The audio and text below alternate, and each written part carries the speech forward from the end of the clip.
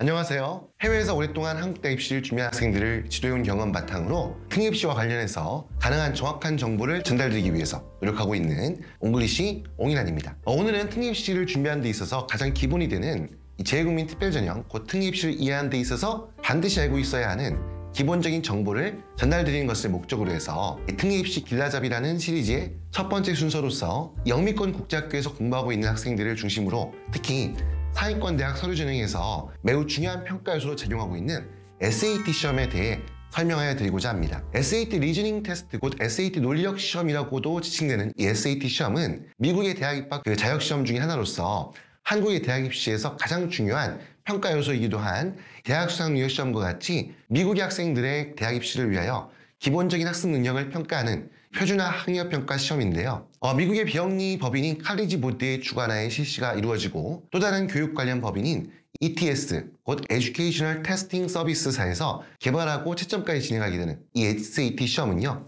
3월과 5월, 6월, 8월, 10월, 11월, 12월에 시행되는데 그 중에서도 6월과 11월 시험은 이 미국에서만 응시가 가능하기 때문에 실질적으로는 미국 이외의 지역에서 공부하고 있는 학생들이 응시 가능한 시험은 3, 5, 8, 10, 12월에 실시되는 SAT 시험입니다. 그리고 SAT 시험은 응시하는 데 있어서 연령 제한이 없기 때문에 저학년에 응시한 성적도 인정이 되며 응시 횟수에 또한 제한이 없으므로 일정이 허락하는 범위 안에서 얼마든지 재응시가 가능합니다. 이 SAT 시험은 얼마 전까지 SAT1이라고 칭되기도 하였던 이 리딩 앤 라이팅과 수학으로 구성되는 본시험과 이와는 별도로 해서 과목별로 실시되는 SAT2라는 명칭의 이 시험이 실시되어 왔었는데 이 SAT 과목 시험인 SAT2의 경우 시험 주관사인 칼리지 보드가 학생들의 과도한 부담을 줄인다는 취지로 지난 2020년 1월 19일에 이 폐지를 결정하였기 때문에 이러한 정책적 결정에 변화가 있기 전까지는 더 이상 실시되지 않게 되었습니다. SAT 시험은 초등학교 시점부터 영어를 꾸준하게 학습한 미국인 학생들을 대상으로 하여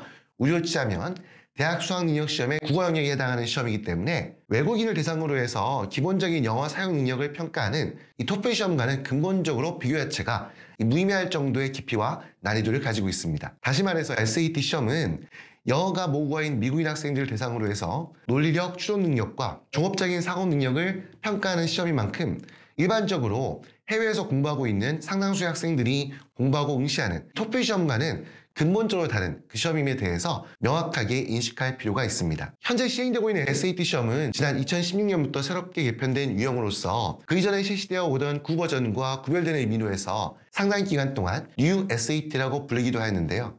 쉽게 말해서 독해, 문법, 어휘 등으로 출제되는 Evidence Based Reading and Writing Section, 그리고 Math, 곧 수학 섹션으로 해서 SAT 시험은 크게 두 가지 섹션으로 구성이 되는데 이들 두 가지 섹션 모두 각각의 만점을 800점으로 하여 총점 기준 1600점을 만점으로 해서 평가가 이루어집니다. 참고로 각각의 섹션에 대한 최하점은 200점이고 틀린 문항에 대해서는 감점이 적용되기도 합니다. 그리고 SAT 시험 중에는 최소 2점에서 8점까지 점수가 매겨지는 SAT Essay 섹션이 있는데요. 이 에세이 섹션은 선택사항이기 때문에 총점에는 포함되지 않을 뿐만 아니라 대학 입시에 있어서도 중요한 변별력을 가지지 못합니다. 이제부터는 SAT 시험의 각각의 섹션이 가지고 있는 이 기본적인 형태와 특성에 대한 설명을 드릴 것인데요. 우선 우리 한국의 학생들에게 있어서 가장 중요한 변별력을 가지는 독해를 중심으로 하는 Evidence Based Reading and Writing 섹션에 대한 구체적인 설명을 드리면요. 점수를 산정하는 데 있어서 리딩 테스트가 만점 40점에 최하점 10점으로 그리고 라이팅 앤 랭귀지 테스트 역시 만점 40점에 최하점 10점으로 해서 각각의 테스트 스코어를 합산한 후에 여기에 10을 곱하여 만점 800점을 기준으로 하는 성적을 산출하게 됩니다. 우선 독해 영역이라고 할 수 있는 리딩 테스트는 총 52문항의 문제를 65분 이내에 풀어야 하는데요. 근현대 문학작품 1개, 미국 역사 1개, 사회과학이 1개, 그리고 과학에서 2개로 총 5개의 지문으로 구성되어 출제가 이루어지게 되는데 조금 더 구체적으로 살펴보게 되면 문학작품의 경우에는 제인 에어 등과 같은 19세기의 소설에서부터 비교적 최근의 작품에 이르기까지를 범위로 하여 출제가 이루어지고요.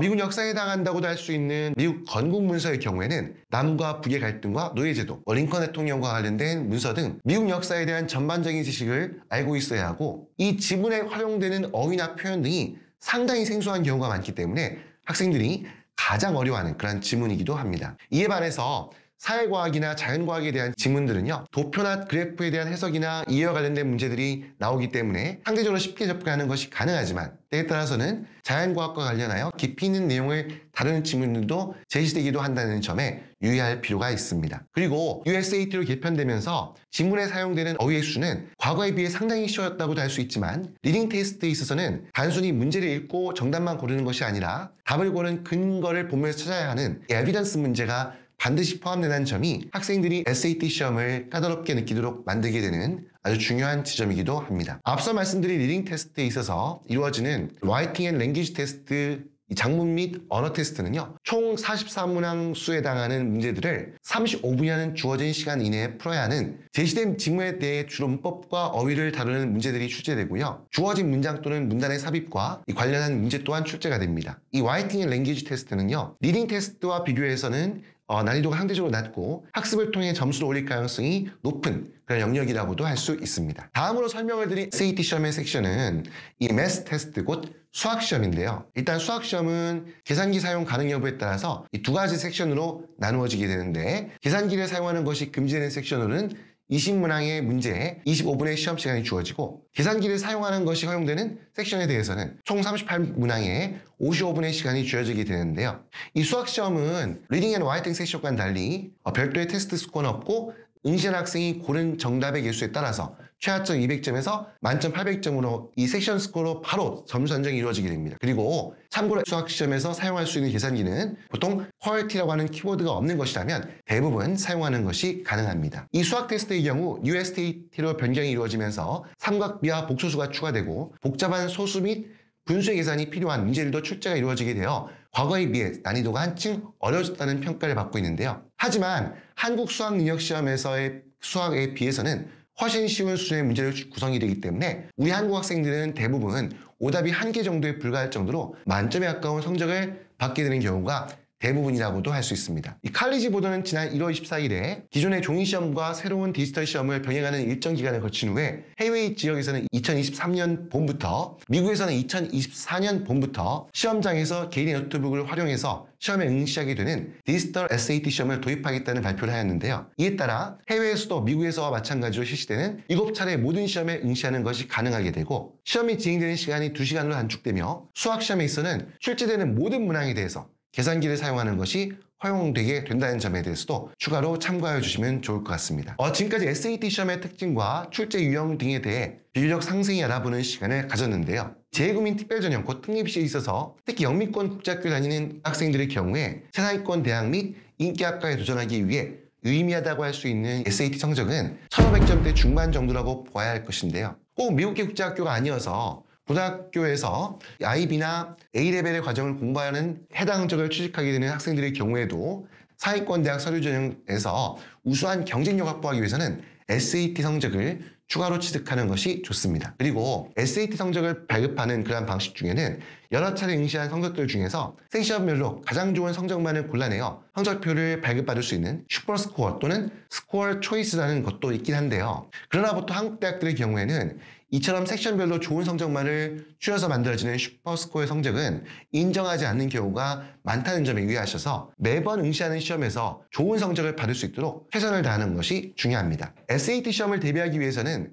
바론스, 프린스턴 리뷰, 카플란 등의 출판사들이 제작하여 판매하는 교재들이 있는데요. 특히 SAT 시험을 주관하는 이 칼리지 보드에서 실제 시험과 가장 유사한 형태로 제작한 칼리지 보드의 오피셜 테스트의 경우에는 필수적으로 학습하는 것이 좋습니다. 나아가 SAT 시험에서 고득점 목표로 하고 있는 학생들의 경우에는 인터넷 검색 등을 통해서 과거에 실시된 기출시험지를 확보해서 이 문제를 풀어보는 과정을 반드시 거치도록 하는 것이 좋을 것입니다. 해외에서 공부하고 있는 우리 한국 학생들의 경우에 영어를 모국어로 하고 있지 않은 만큼 미국의 원어민 학생들을 대상으로 하는 이 SAT 시험에서 1500점 이상의 고득점을 획득한다는 것은 결코 쉬운 일이 아닙니다. 특히 독해를 중심으로 하는 리딩 앤 라이팅 섹션의 경우에 보통 평균 성적에 해당한다고 하는 500점 정도에 도달하는 것도 만만치가 않은 일인데요. 무엇보다도 미국 학생들에게 한국 수능의 국어 시험과 같은 역할은 이 리딩 앤 라이팅 섹션에서 단 50점에서 100점의 성적을 올리기 위해서도 상당한 시간과 노력을 필요로 하게 됩니다. 따라서 SAT 성적 취득을 준비하는 학생들의 경우에는 9학년 또는 늦어도 10학년이 시작되는 시점부터는 SAT에 대한 본격적인 학습을 시작할 필요가 있다는 것과 이왕이면 영문으로 되어 있는 신문이나 책을 읽는 것이 좋겠지만 그렇지 않다 할지라도 최소한 한글로 되어 있는 서적이라도 꾸준히 읽어내도록 해서 학생의 논리력 및 추론 능력과 더불어 종합적인 사고 능력을 키우기 위한 노력을 기울일 것을 당부드리면서 흥해입시 길라잡이 시리즈 그 첫 번째 순서인 SAT 시험에 대한 소개를 드리는 오늘의 이야기를 마무리하도록 하겠습니다. 지금까지 시청하신 내용이 해외 학교에서 공부하면서 한국대 입시를 준비하는 데 있어서 꼭 도움이 되셨기를 바라면서요. 구독과 좋아요 또한 함께 부탁드리겠습니다. 지금까지 옹글리시 옹일환이었습니다. 감사합니다.